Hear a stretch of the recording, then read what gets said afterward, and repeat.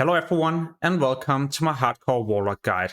In this guide I'll talk about the different talent trees that I use at low and max level, some useful tips and tricks, the professions but also race I prefer to choose, macros and a lot of other stuff.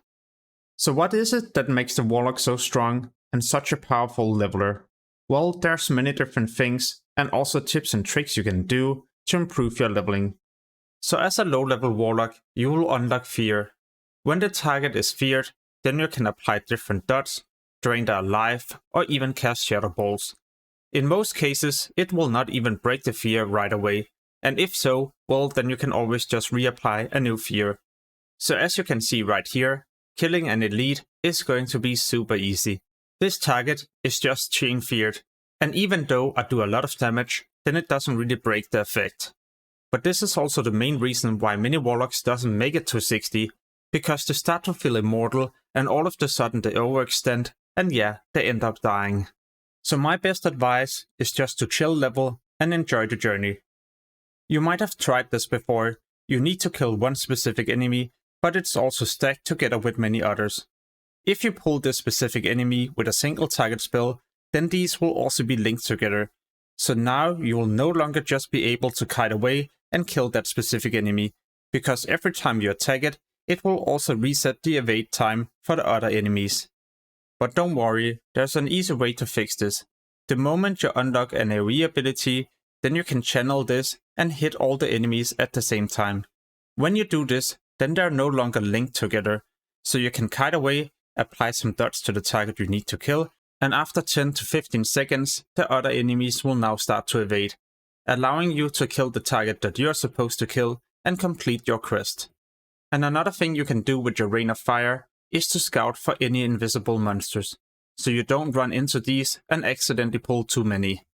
Another thing I've also seen that causes many Warlocks to die is because they fear a target and then this target run into more enemies and pull these. This can easily be fixed with different curses.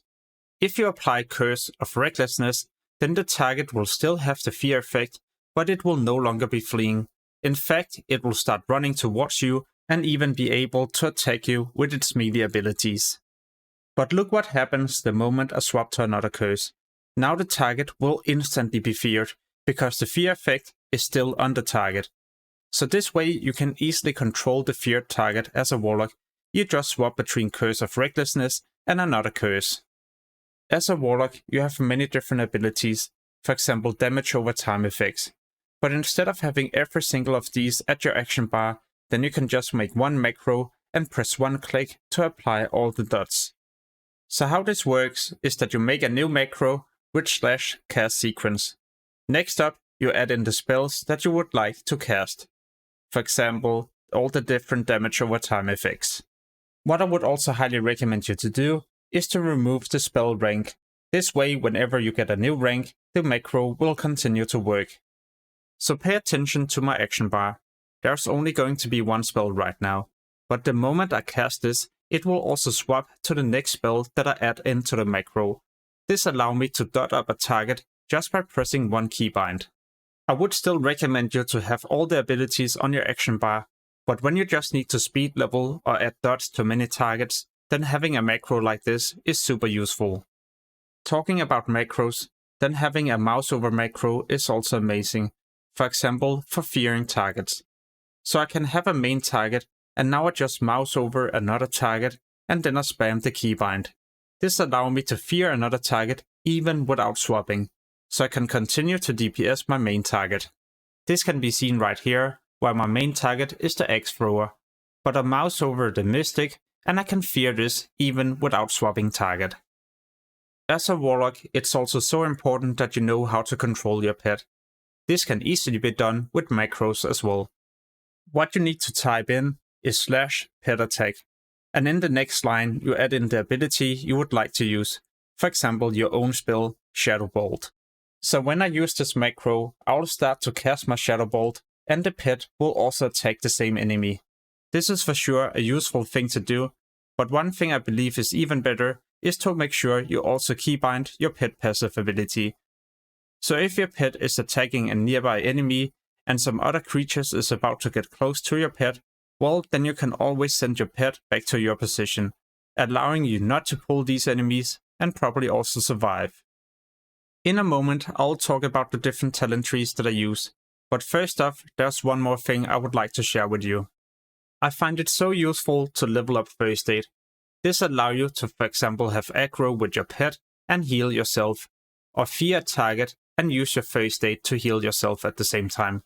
Then you can use your life tab to convert the health into mana and kill the target. So what is the easiest and safest way to level up a Warlock?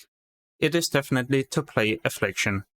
This is where you fear the target, apply dots, drain its life, and you reapply a new fear. This allows the Warlock to easily solo many different elite quests because the target will constantly be feared. And with this talent build, you will also benefit from your drain soul.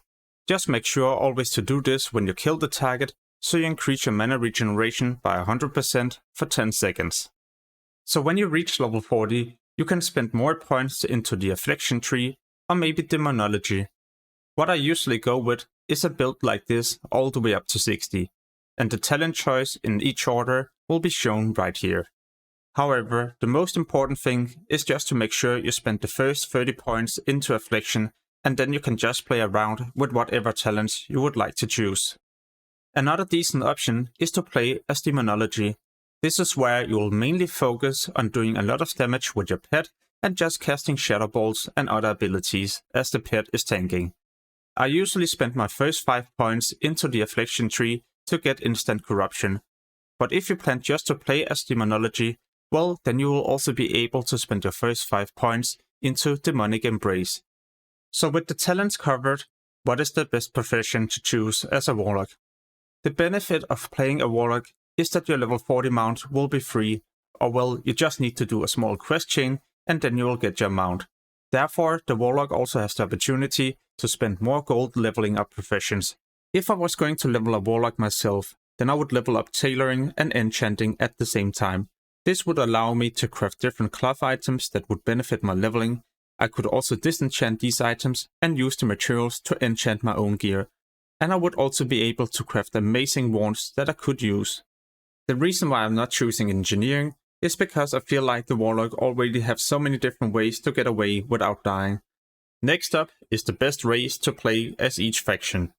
As a Horde player, you can play as Undead or Orc. Orc will get 5% more damage with their pet and also get Hardiness.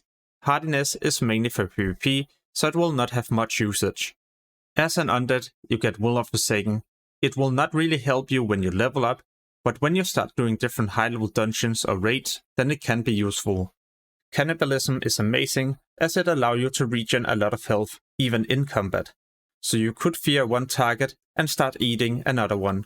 So if I had to choose a race as a Horde player, then it would definitely be Undead, as I believe it will benefit my leveling a lot more compared to playing an Orc.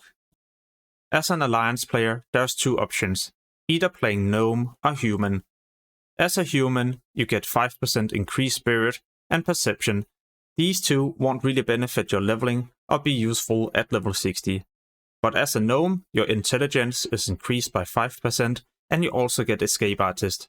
These two will definitely benefit you when you level up and also still be useful at max level. So definitely choose Gnome if you plan to min-max your character. So if you learned something new in the video, then make sure to also give it a like so it gets recommended to even more people out there. If you would like to see more WoW Classic Hardcore guides, then make sure to also check out the channel, and in the description there's a link to an amazing leveling add-on and also my official Classic Hardcore gold making guide. As always, thanks you so much for watching and have an amazing day. Peace!